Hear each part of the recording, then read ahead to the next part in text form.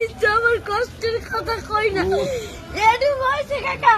আমি মানুষের হাতে পাও ধরলাম বাসের মধ্যে উঠে পাও ধরে ভিক্ষা চাই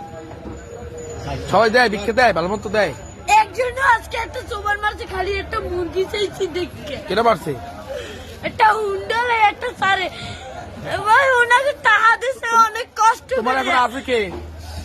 মতে বাপ নাই আছে ওই একটা মা মাই ভালোবাসে তোমারে মাই বিষ্ণু বইরে রয়েছে কাকা মা যদি ভালো না বাসতে ওই টিভি আমি হালাইয়ে তুই যা আর একটা বিয়ে করতে হেলে মায়ের গর্বে ছিলাম হেলে